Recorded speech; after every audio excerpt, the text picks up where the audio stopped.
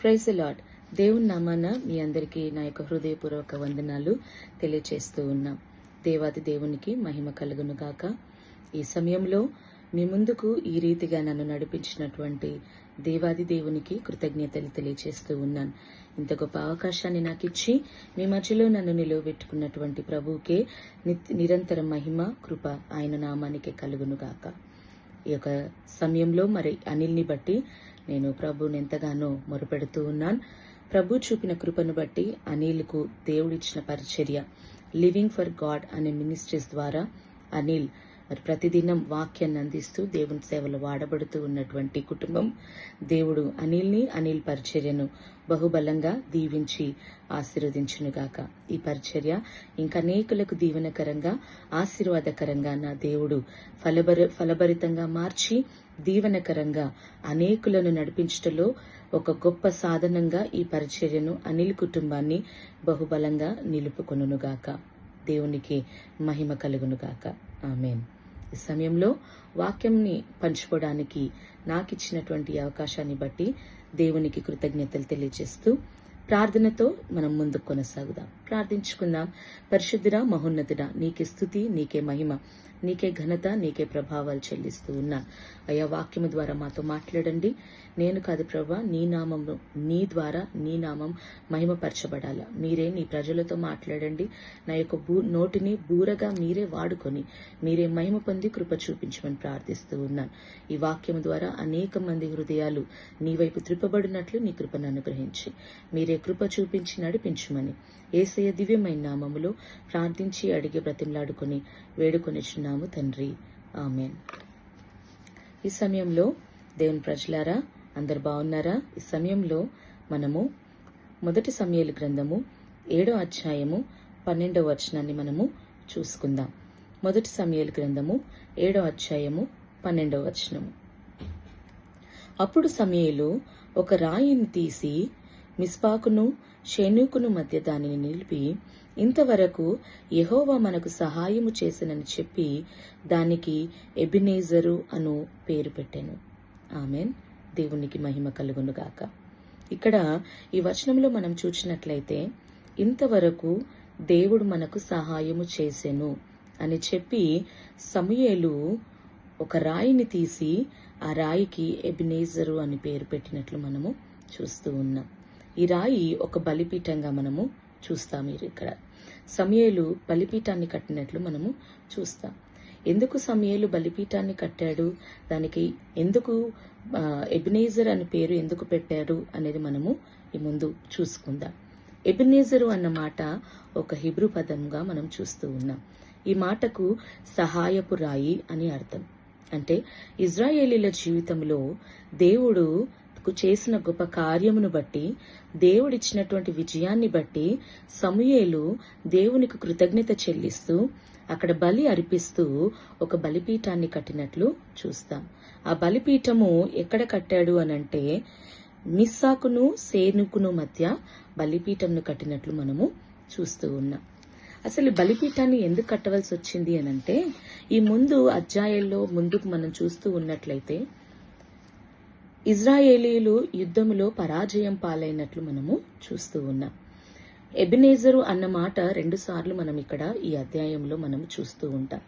మొట్టమొదటిగా 1 సమూయేలు 4వ అధ్యాయంలో ఒకసారి ఎబెనెజరు అన్న మాటను మనం చూస్తాము.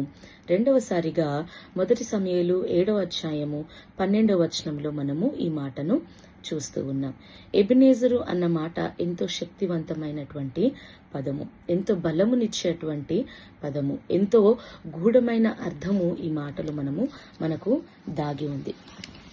అయితే దేవుని ప్రజలారా, ఇక్కడ ఇజ్రాయేలీలు దేవునికి అవిధేయతగా ఉండి అన్య దేవతలను పూజిస్తూ అన్యాచారంలో బ్రతుకుతూ దేవునికి దూరముగా ఉన్నప్పుడు వారి జీవితాల్లో జయాన్ని కనుగొనలేకపోయారు. జయాన్ని అనేది చూడలేకపోయారు. ఫిలిస్తీన్ల చేతిలో ఓడిపోతూ అనేక పర్యాయాలు వాళ్ళు పడిపోయిన స్థితిలో మనము చూస్తూ ఉంటాం. అయితే దేవుడు సమూయేలుకు జ్ఞానాన్నిచ్చి సమూయేలుకు చెప్తూ ఉన్నాడు, ఇజ్రాయేలీలను పాలిస్తూ ఇజ్రాయేలీలో ఒక మార్పు తీసుకువస్తూ దేవుని కొరకు వాళ్ళని నిలబెట్టడంలో సమూయేలు ఒక గొప్ప పాత్రని ఇక్కడ పోషించినట్టు మనం చూస్తాం. చిన్ననాడే దేవుని స్వరాన్ని విన్నాడు సమూయేలు. ఎంత గొప్ప ఆధిక్యత సమూయేలుకి ఇచ్చాడు. దేవుని స్వరము వింటూ సమూయేలు తన పరిచర్యలో ఎక్కడ కూడా పడిపోలేదు, ఎక్కడ కూడా దిగజారిపోలేదు. నిత్యము ప్రభువును కొలుస్తూ ప్రభు నామాన్ని మహిమపరుస్తూ ఉన్నట్టు మనము ఈ గ్రంథంలో మనం సమూయేలు జీవితాన్ని చూస్తూ ఉంటాం. అదే మాదిరిగా ఈ 7వ అధ్యాయములో మనం చూసేదంతా ఏంటంటే సమూయేలు ఇజ్రాయేలీలను పరిపాలించడం. అయితే ఈ ఫిలిస్తీయులు ఇజ్రాయేలీలను తరుముతూ ఉంటారు, ఇజ్రాయేలీలపై యుద్ధానికి వస్తూ ఉంటారు. అప్పటికే 2 సార్లు వారి చేతిలో ఓడిపోయిన స్థితిలో ఇజ్రాయేలీలు ఉండి సమూయేలును అడిగినప్పుడు సమూయేలు అంటాడు, నీ పూర్ణ హృదయముతో యెహోవా యొద్దకు మీరు మల్లుకొనిన ఎడలా. అంటే ఇక్కడ మనం చూసేది ఏంటి? వాళ్ళు హృదయంతో దేవుని ఆరాధించట్లేదు, దేవుని మహిమపరచట్లేదు. వాళ్ళు ప్రభువుకు దూరమైన స్థితిలో ఉన్నారు, యెహోవాకు వారు దూరమైన స్థితిలో, అన్యాచారంలో అన్య దేవతలను ఆరాధిస్తున్నటువంటి స్థితిలో ఇజ్రాయేలీలు ఉన్నట్లు మనం చూస్తాం. ఈ 7వ అధ్యాయంలో మనం చదివినట్లయితే వారి స్థితిని మనకు అర్థమవుతూ ఉంటది. ఒకవేళ నీ స్థితి కూడా ఆ రీతిగా ఉందేమో, ఈ దినాన ప్రభువు నీతో మాట్లాడుతూ ఉన్నా. నీ పూర్ణ హృదయముతో చూద్దాం ఆ మాట 3వ వచనంలో 7వ అధ్యాయం 3వ వచనంలో, మీ పూర్ణ హృదయముతో యెహోవా యొద్దకు మీరు మల్లుకొనిన ఎడల. యెహోవా వైపు మళ్ళుకోవాలా పూర్ణ హృదయముతో, పూర్ణ ఆత్మతో. ఎప్పుడైతే నువ్వు ప్రభువు వైపు మళ్ళుతావో, నీ పాత రోత జీవితాన్ని నువ్వు ఎప్పుడైతే విడిచిపెడతావో, ఆయన ఖచ్చితంగా ఎబినేజర దేవుడుగా నీకు సహాయం చేయడానికి ఆయన తప్పక నీ యొద్దకు వస్తాడు. ఇక్కడ ఇజ్రాయేలీలు అదే చేశారు. సమూయేలు మాట విన్నారు. అప్పటి వరకు అవిధేయతతో నిండుకున్నటువంటి వారి జీవితాలు, అప్పటి వరకు అన్యాచారంలో బ్రతికినటువంటి వారి జీవితాలు, అప్పటి వరకు దేవుణ్ణి మనస్ఫూర్తిగా ఆరాధించలేనటువంటి వారి స్థితిని ఎప్పుడైతే సమూయేలు గుర్తుకు చేసి, మీ జీవితాలు మార్చుకోండి అయ్యా, మీరు ఈ స్థితిలో ఉంటే మీరు జయము పొందుకోలేరు, మీరు ప్రభు వైపు తిరగాల, పూర్ణ హృదయంతో ప్రభువుని ఆరాధించాలా, పూర్ణ మనస్సుతో ప్రభువుని మీరు మహిమపరచాలా, మీలో ఉన్నటువంటి పాత మాలిన్యం పాపము ఒప్పుకొని ప్రభు వైపు మీరు తిరిగితే తప్పక దేవుడు సహాయం చేస్తాడు అని చెప్తూ ఉన్నాడు ఇక్కడ సమూయేలు. చూద్దామా మాటలు. 3వ వచనం, మీ పూర్ణ హృదయముతో యెహోవా యొద్దకు మీరు మల్లుకొనిన ఎడల అన్య దేవతలను, అషారోతు దేవతలను మీ మధ్య నుండి తీసివేసి పట్టుదల కలిగి యెహోవా తట్టు మీ హృదయములను త్రిప్పి ఆయనను సేవించుడి. అప్పుడు ఆయన ఫిలిష్తీయుల చేతిలో నుండి మిమ్మల్ని విడిపించును. నువ్వు ఏం చేయాలి ఇక్కడ? పూర్ణ హృదయంతో ప్రభువును మొరపెట్టాలా, నీలో ఉన్నటువంటి ఆ విగ్రహారాధనను తొలగించాలా, నీలో ఉన్నటువంటి ఆ యొక్క బలహీనమైన స్థితుల నుండి ప్రభువును మొరపెట్టాలా, పట్టుదల కలగాల. నీ స్థితిని బట్టి నువ్వు పడిపోవద్దు, నీ స్థితిని బట్టి ప్రభువుకు నువ్వు దూరం కావద్దు, నీ స్థితిని బట్టి నువ్వు దేన్ని కూడా ఆలోచించకుండా ప్రభువు వైపే నువ్వు చూచినప్పుడు దేవుడు ఫిలిస్తీయుల వంటి నీ జీవితంలో ఈ దినాన ఫిలిస్తీయుల వంటి సమస్యలు ఏమైనా ఉన్నాయేమో వాటి నుండి తప్పక ఆయన విడిపిస్తాడు.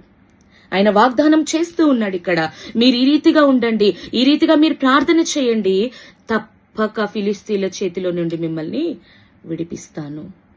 ఆ తర్వాత 5వ వచనంలో మనం చూసుకున్నట్లయితే, అంతటా సమూయేలు ఇజ్రాయేలీలందరినీ మిస్పాకు పిలువనంపుడి, నేను మీ పక్షమున యెహోవాకు ప్రార్థన చేతును. ఎప్పుడైతే మీరు మీ పాత జీవితాన్ని విడిచిపెడతారో, మీ కొరకు నేను యెహోవా దగ్గర మొరపెడతాను, మీ పక్షంలో నేను యెహోవా దగ్గర నేను మొరపెడతాను అని సమూయేలు చెప్తూ ఉన్నాడు. సమూయేలు మాటకు వారు లోబడి, సమూయేలు మాటను విని దేవుని సన్నిధిలో ఇజ్రాయేలీయులు తమ పాపములు ఒప్పుకున్నట్లు మనం చూస్తాం. కింది వచనంలోనికి మనం వెళ్ళినట్లయితే, వాళ్ళ పాపములు ఒప్పుకొని దేవుని సన్నిధిలో వారు ప్రార్థన చేసినట్లు మనం చూస్తాం. 6వ వచనంలో చూద్దాం, నీళ్లు చేది యెహోవా వారు మిస్పాలో కూడుకొని నీళ్లు చేది యెహోవా సన్నిధిని కుమ్మరించి ఆ దినమున ఉపవాసముండి యెహోవా దృష్టికి మేము పాపాత్ములమని ఒప్పుకొనిరి. అలా ఒప్పుకోవడానికి కూడా ఒక ధైర్యం కావాలి కదా. నేను పాపినయ్యా, నాలో ఈ పాప జీవితం ఉంది, నాలో ఈ జీవితం సరిగా లేదు, నేను ఈ స్థితిలో పడిపోయిన స్థితిలో ఉన్నాను, ఇదిగో సరిచేసి నీ మహిమ కొరకు నన్ను వాడుకో అయ్యా, నీ మహిమ కొరకు నన్ను నిలవబెట్టుకో. ఇప్పటి వరకు ఆ పాప మాలిన్యముతోనే నేను బ్రతుకుతూ ఉన్నాను, ఆ పాపము నా జీవితములో నాకు విజయాలను కలిగించట్లేదయ్యా, నేను పాపినయ్యా అని ఇశ్రాయేలీలు ఒప్పుకున్నారు అక్కడ. ఇది నాన్న, నీవు నీ పాపములను దేవుని సన్నిధిలో ఒప్పుకో. నీది ఏ స్థితి అయినా సరే, అది ఎంతటి ఘోరమైన పాపమైనా సరే, నా దేవుడు ఆ పాపమును తొలగించి, ఆ పాపము నుండి నిన్ను విడిపించి నీ జీవితంలో జయము అనుగ్రహించే దేవుడు, విజయాన్ని అనుగ్రహించే దేవుడు, తన కృపను అనుగ్రహించే దేవుడు. ఇజ్రాయేలీల పక్షాన నిలబడి ఆ దినాన ఫిలిస్తీయులు ఇజ్రాయేలీల చేతిలో ఓడిపోయేటట్లు చేసినటువంటి దేవుడు ఈ దినాన ఫిలిస్తీయుల వంటి సమస్యలు, ఈ లోకమనే సమస్యలు, ఈ లోకమనే అరణ్యంలో నీవు తిరుగుతూ ఉన్నప్పుడు అనేక రీతిలుగా అవమానాలు, నిందలు ఎన్నో నీ జీవితంలో ఏలుబడి చేస్తూ ఉండవచ్చు. కానీ ప్రభు ఒక మాట సెలవిస్తున్నాడు, పూర్ణ హృదయముతో నా వైపు నువ్వు తిరిగిన ఎడలా తప్పక నీ జీవితంలో నేను కార్యం చేస్తాను. ఇప్పటి వరకు ఏదో క్రైస్తవ జీవితం జీవిస్తూ ఉన్నా, నేను క్రైస్తవుణ్ణి నువ్వు అనుకుంటూ ఉన్నావేమో. పూర్ణ హృదయముతో నువ్వు ప్రభు సన్నిధిలో మొరపెట్టినట్లయితే నీ క్రైస్తవ్యం వ్యర్థము. ప్రభు నీతో మాట్లాడుతున్నాడు. దేవుని బిడ్డలారా, పూర్ణ హృదయంతో ప్రభువుని ఆరాధించాలా, పూర్ణ మనస్సుతో ప్రభువును వేడుకొనాలా, పూర్ణ మనస్సుతో మన పాపాలను ప్రభు సన్నిధిలో మనం ఒప్పుకున్నట్లయితే, సమూయేలు ప్రార్థన విన్న దేవుడు ఇది నీ ప్రార్థన కూడా తప్పకుండా వింటాడు. చిన్న వయసులోనే తల్లి పాలు మరచినది మొదలు దేవుని సన్నిధిలో ఉండి నిత్యము దేవుని కొనియాడుతూ ఆయన జీవితాన్ని కట్టుకొని ఈ దినాన ఇజ్రాయేలీల జీవితంలో యుద్ధములో ఇజ్రాయేలీలు గెలిచినారంటే దానికి కారణం సమూయేలు యొక్క ప్రార్థన, ఇజ్రాయేలీల యొక్క పశ్చాత్తాపం. ఆ పశ్చాత్తాపం నీలో ఉందా? ఆ సమూయేలు కలిగినటువంటి ప్రార్థన జీవితం నీలో ఉందా? ఒక్కసారి మనం జ్ఞాపకం చేసుకుందాం. దేవుని బిడ్డలారా, ప్రార్థన అనేది మన జీవితాలను కట్టేది, ఉపవాసం అనేది మన స్థితిగతిని మార్చేది. మన పరిస్థితి ఏదైనా సరే ఉపవసించి నువ్వు ప్రార్థించినట్లయితే దేవుడు తన మహాకనికరముతో నీ మధ్యకు దిగి వస్తాడు, నీ వద్దకు దిగి వస్తాడు. ఆయన బహు సమీపంగా ఆయన వచ్చి నీ ఎదుట నిలవబడి నీ కార్యాలు నీ జీవితంలో జరిగించే దేవుడు. ఆ తర్వాత ఏం జరిగిందో మనం చూద్దామా? ఆ తర్వాత ఫిలిస్తీయులు, ఇక్కడ మనం చూసినట్లయితే 7వ వచనంలో, ఇజ్రాయేలీలు మిస్పాలో కూడుకొని ఉన్నారని ఫిలిస్తీయులు వినినప్పుడు ఫిలిస్తీయుల సర్దారులు ఇజ్రాయేలీల మీదకి వచ్చింది. ఎప్పుడైతే దేవుని సన్నిధిలో వీరు పశ్చాత్తాపడి పాపాత్ములమయ్యా అని వారు ఒప్పుకున్నప్పుడు వీళ్ళందరూ మిస్పాలో కూడుకున్నారని ఫిలిస్తీయులు విని వాళ్ళ యొద్దకు మళ్ళీ యుద్ధానికి వచ్చినప్పుడు ఇక్కడ ఇజ్రాయేలీలందరూ ఏం చెప్తున్నారో విందామా? 8వ వచనంలో, మన దేవుడైన యెహోవా ఫిలిస్తీయుల చేతిలో నుండి మనల్ని రక్షించినట్లుగా మా కొరకు ఆయన ప్రార్థన చేయటం మానవద్దని సమూయేలునొద్ద మనవి చేసిరి. సమూయేలు పాలు విడువని ఒక గొర్రె పిల్లను తెచ్చి యెహోవాకు సర్వాంగ బలి అర్పించి ఇజ్రాయేలీయుల పక్షముగా యెహోవాను ప్రార్థన చేశాడు. ఒక బలి అర్పించి ఇజ్రాయేలీయుల పక్షాన సమూయేలు ప్రార్థించినట్లు మనం చూస్తూ ఉంటాం. అప్పుడు ఏం జరిగిందో మనము చూద్దాం. సమూయేలు దహన బలి అర్పించుచుండగా ఫిలిస్తీయులు యుద్ధము చేయుటకై ఇజ్రాయేలీల మీదికి వచ్చిరి. అయితే యెహోవా ఆ దినమున ఫిలిస్తీయుల మీద మెండుగా ఉరుములు ఉరిపించి వారిని తారుమారు చేయగా వారు ఇజ్రాయేలీల చేత ఓడిపోయేది. దేవునికి మహిమ కలుగును గాక. హల్లెలూయా. ఏం చేశారు ఇక్కడ? తమ అవిధేయతను విడిచిపెట్టారు ఇశ్రాయేలీలు. మేము పాపులమయ్యా అని ఒప్పుకొని వారి పక్షాన సమూయేలు ఒక దహన బలి అర్పించి దేవుని సన్నిధిలో మొరపెట్టినప్పుడు ఫిలిస్తీయులపై ఉరుములు కురిసినాయంట కదా. ఎంత గొప్ప దేవుడు! తారుమారు చేసిండు ఆయన, ప్రతి పరిస్థితిని తారుమారు చేసిండ్రు. ఫిలిస్తీన్లు అనుకుంటూ ఉండవచ్చు, ఈ ఇజ్రాయిల్లకి ఏం చేత కాదు, ఇప్పటిదాకా వీళ్ళు ఓడిపోయినారు మా చేతిలో, ఇప్పుడు కూడా జయము మాదే అని వాళ్ళు అనుకొని విర్రవిగుతూ వచ్చి ఉంటారు ఇజ్రాయేలీల పైకి. కానీ వారికి తెలియని విషయం ఏంటంటే వారి పక్షాన నా దేవుడు ఆ యెహోవా తండ్రి ఎప్పుడో దిగి ఉన్నాడు అని, వారి పక్షాన యుద్ధము చేయుటకు ఆయన దిగి ఉన్నాడని వారికి తెలియదు. యెహోవా ఇజ్రాయేలు పక్షాన దిగి ఇజ్రాయేలీయులకు విజయాన్ని చేకూర్చినట్టు మనము చూస్తాం. ఎంత గొప్ప దేవుడు మన దేవుడు. నువ్వు ఎంత పెద్ద పాపివైనా సరే, నీలో ఎంత పాత రోత జీవితమున్నా సరే, మనుషులంతా నిన్ను నీ పాపమును బట్టి, నీ వ్యసనమును బట్టి నిన్ను అసహించుకున్నా సరే, నా దేవుడు మాత్రము నిన్ను అసహించుకోడు.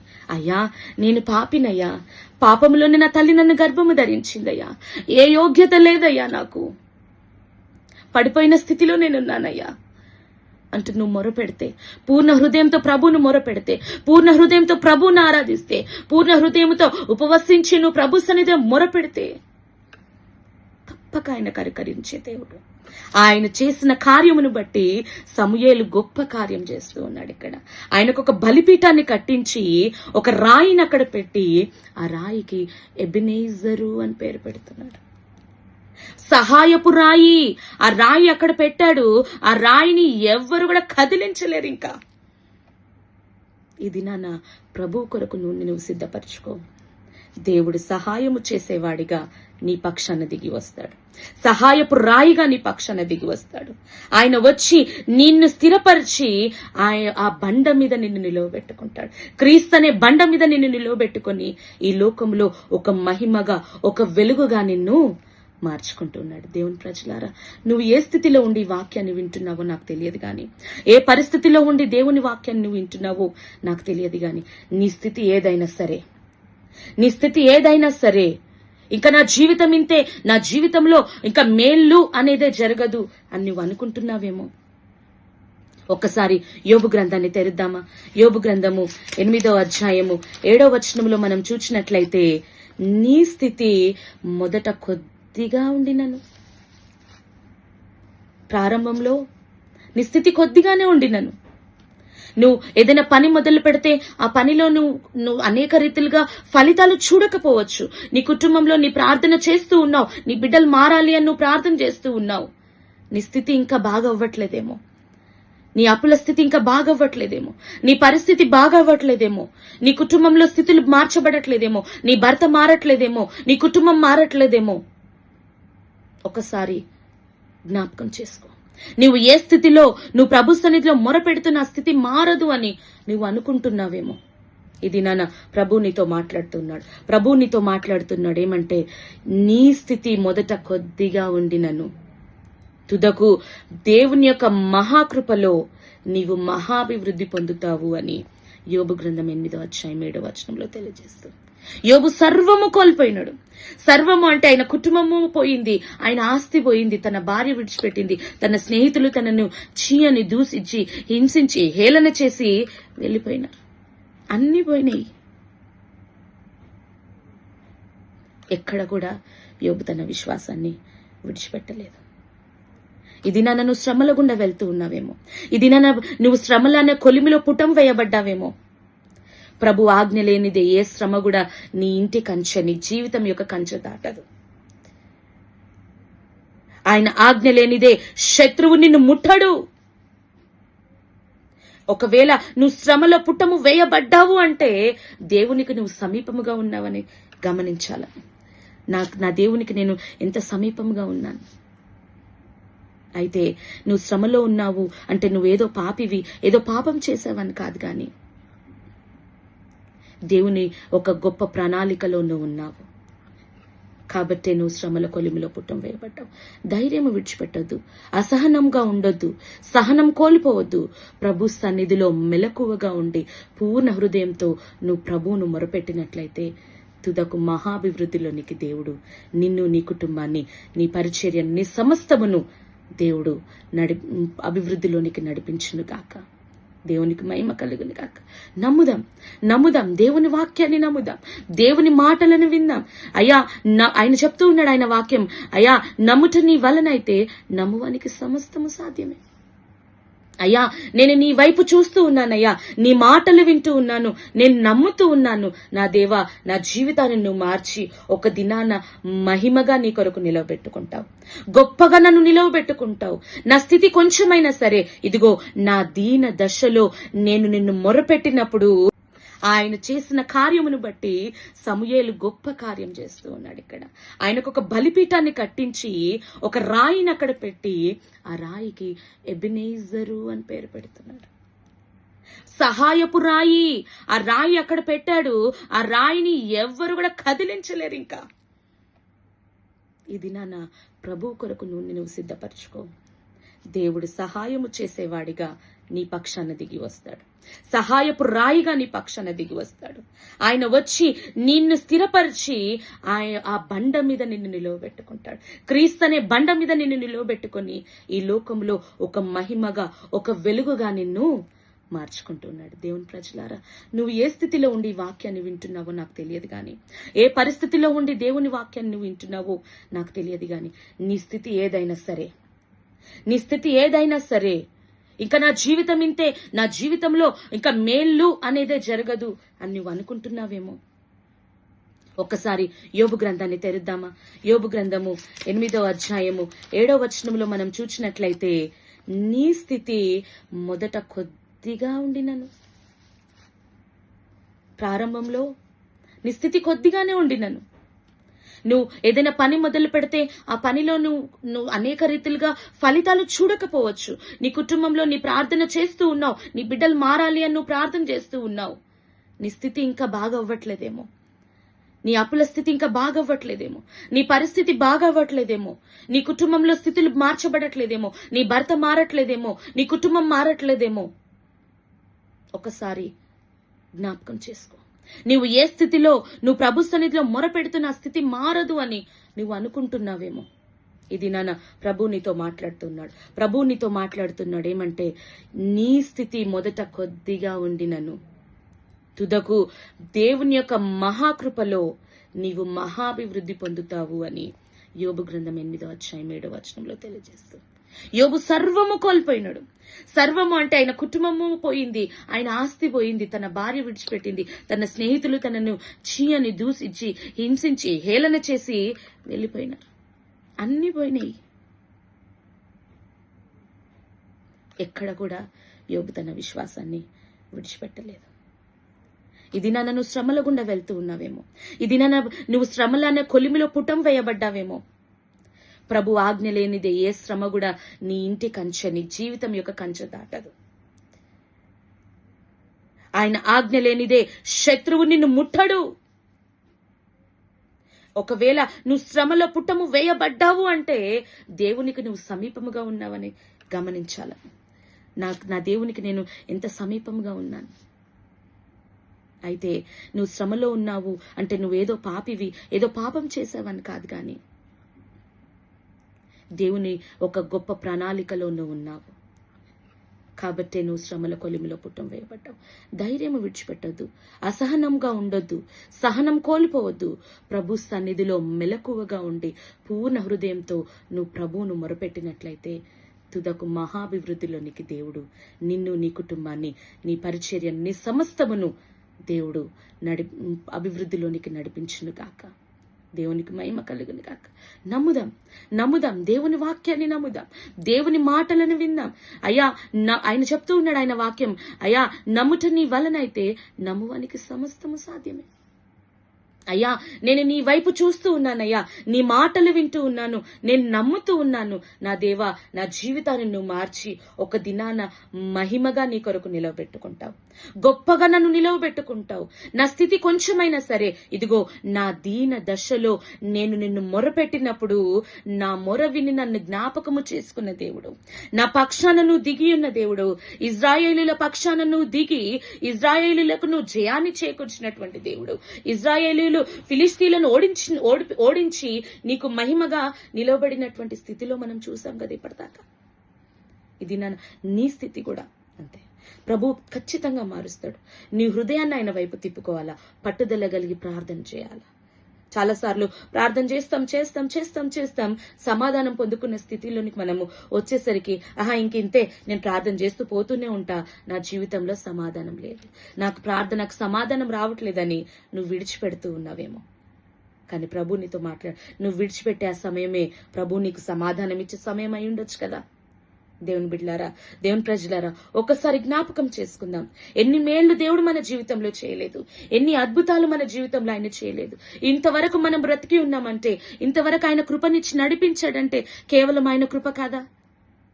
అయ్యా, నీ కృప నాకు చాలును అయ్యా, నీ కృప లేనిదే నేను బ్రతకలేనయ్యా అని కృతజ్ఞత కలిగి ప్రభు సన్నిధిలో నువ్వు జీవిస్తున్నావా? ఒకసారి జ్ఞాపకం చేసుకుందాం. దేవుని బిడ్డలారా, దేవుని సంగమా, ఈరోజు దేవుడు నీతోనే మాట్లాడుతూ ఉన్నాడు. నువ్వు అవమానపరచబడ్డ స్థితిలో ఉన్నావేమో, దీన దశలో నీవు ఉన్నావేమో, అవమానించబడ్డ స్థితిలో, నీ భర్త నిన్ను వెలివేసిన స్థితిలో ఉన్నావేమో. ఒకసారి లేయా జీవితాన్ని జ్ఞాపకం చేసుకో. ఓ బిడ్డ, నువ్వు అవమానపరచబడుతూ ఉన్నావు. లేయా కూడా అవమానపరచబడింది, తృణీకరించబడింది. అయినా కూడా దేవుడు లేయా పక్షాన విడవలేదు. లేయాను ఆశీర్వదించినట్లు మనం చూస్తూ ఉన్నాం. లేయా గర్భము నుండి యేసుక్రీస్తు యొక్క వంశవాళి మొదలైనట్లు మనం చూస్తూ ఉన్నాం. యేసుక్రీస్తు వంశవాళి వచ్చినట్లు మనం చూస్తూ ఉన్నాం.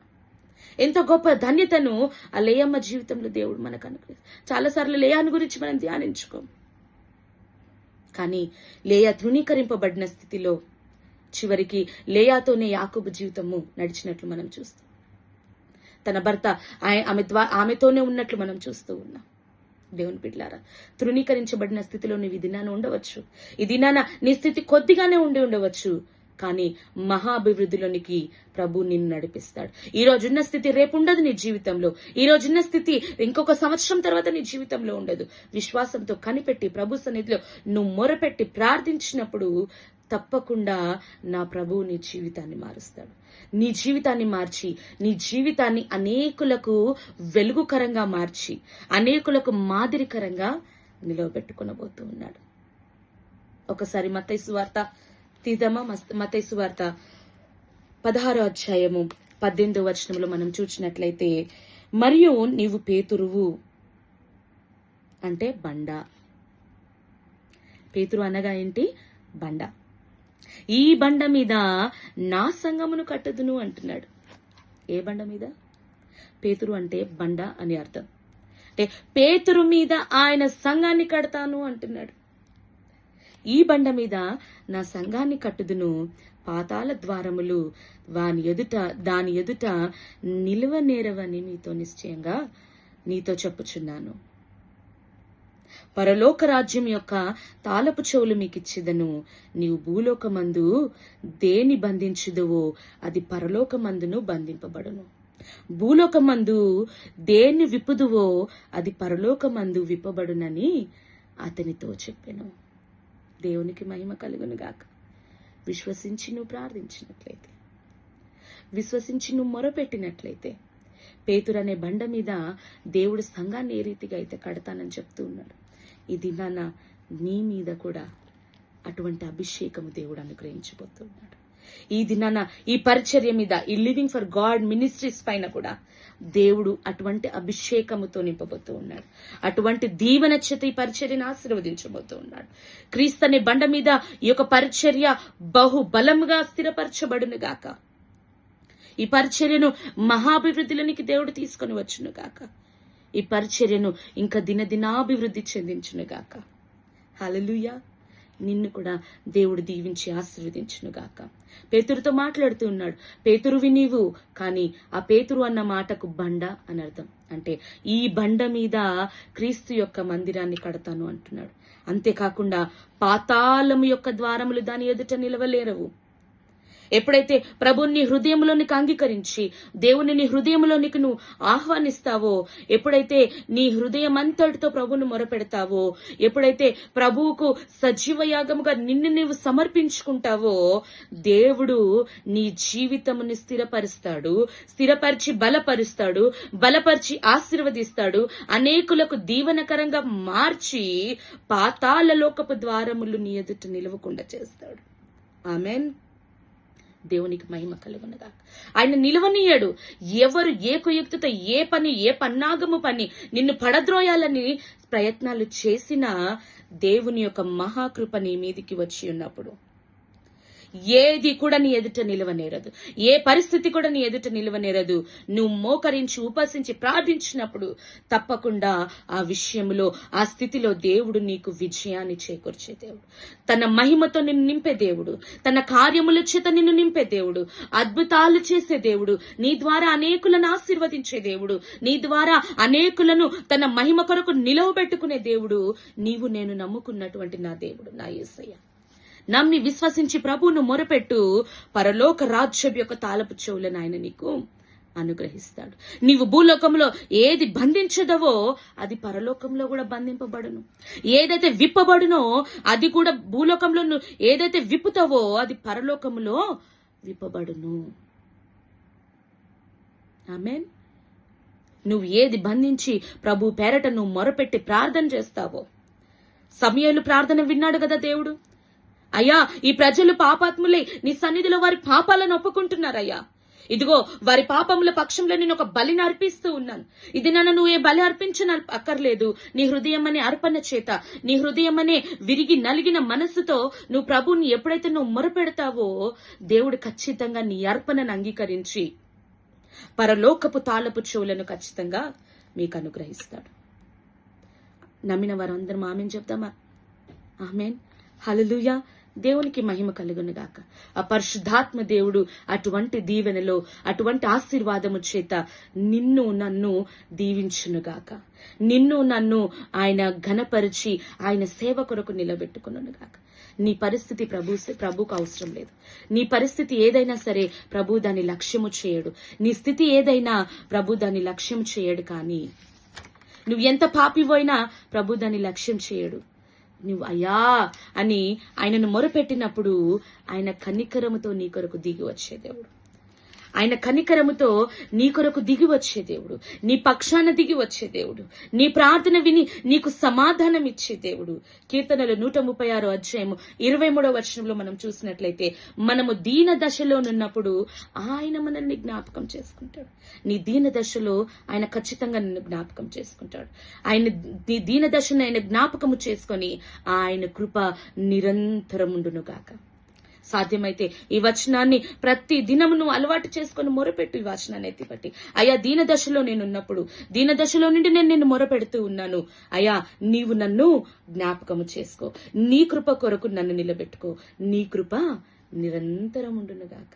నీ కృప లేనిదే నేను బ్రతకలేనయ్యా. నీ కృప లేనిదే నా బ్రతుకు అసాధ్యమయ్యా. నీ కృప ఉంటే నాకు సమస్తము సాధ్యమే అని నువ్వు మొరపెట్టినప్పుడు దేవుడు హబకుకు 2వ అధ్యాయం 3వ వచనము మీరు తెరవనక్కర్లేదు, మీ తర్వాత చదువుకోండి. అక్కడ దాచి ఉంచినటువంటి ఆ ఆశీర్వాదము తప్పకుండా దేవుడు మన జీవితాల్లో నెరవేర్చును గాక. అక్కడ అంటాడు కదా, ఇట్ సీమ్స్ స్లో, ఇంగ్లీష్ లో చక్కగా ఉంటది, it seems slow, wait for it, it will surely come at the right time.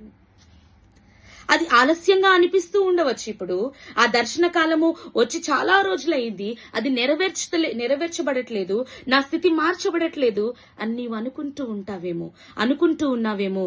హబకుకు 2వ అధ్యాయం 3వ వచనం ద్వారా దేవుడు నీతో మాట్లాడుతూ ఉన్నాడు. It will surely come at the right time. Surely right time. సరి అయిన సమయములో నీ జీవితంలోనికి ఆ మేలు తప్పక చేస్తుంది, తప్పక జరుగుతుంది. ఆ మేలు నమ్మండి. విశ్వాసముతో ప్రభులో మొరపెట్టి దీన దశలో ప్రభుని మొరపెడదాం. నీ సంపన్న దశలో ప్రభుని మొరపెడదాం.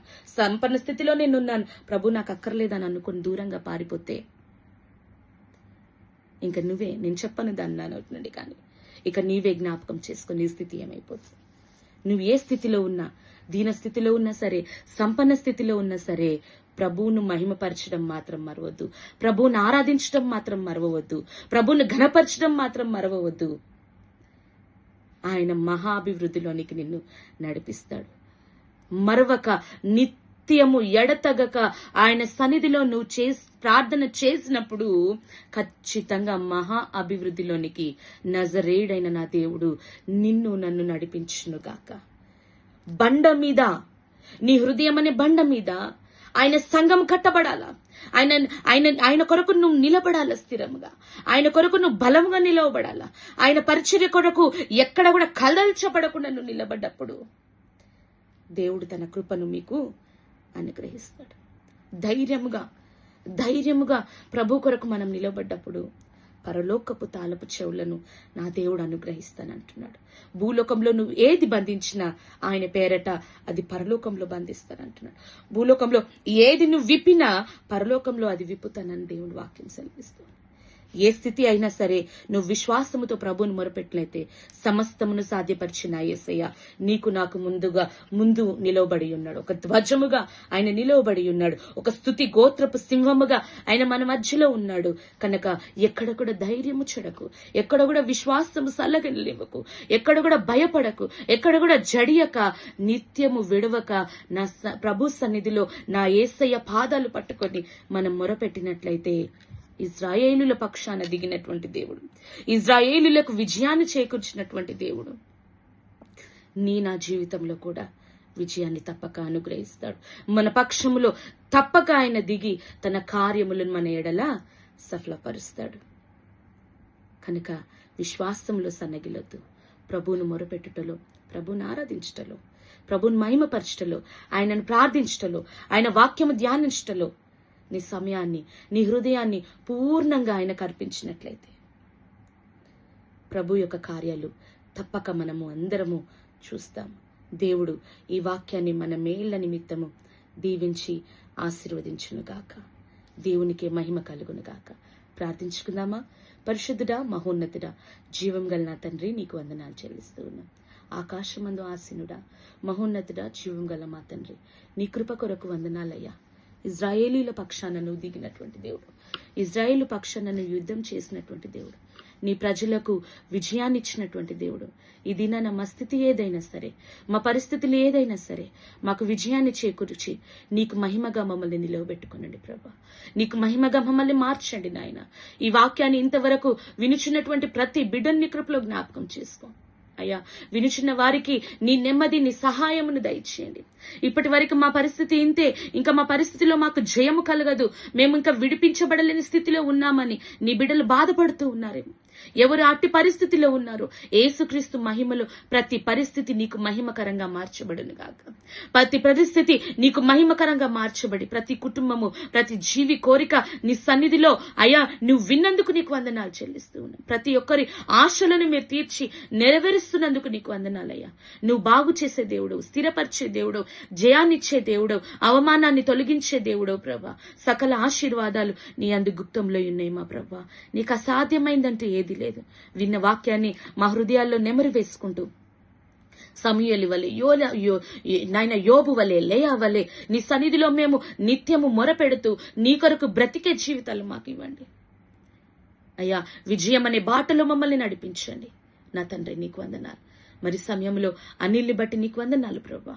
అనిల్కి నువ్వు ఇచ్చిన ఈ పరిచర్యను బట్టి నీకు వందనాలు. బిడ్డను దీవించండి, ఆశీర్వదించండి. ఈ పరిచర్య ప్రభా అయ్యా మహా అభివృద్ధిలోనికి రావాలా అయ్యా. నీకు స్తోత్రం చెల్లిస్తున్నాం. యోబు గ్రంథంలో నువ్వు దాచి ఉంచిన యొక్క వాగ్దానం యేసు నామములో నెరవేర్చబడి అయ్యా ఈ పరిచర్యలో అది ఫలింపబడును గాక.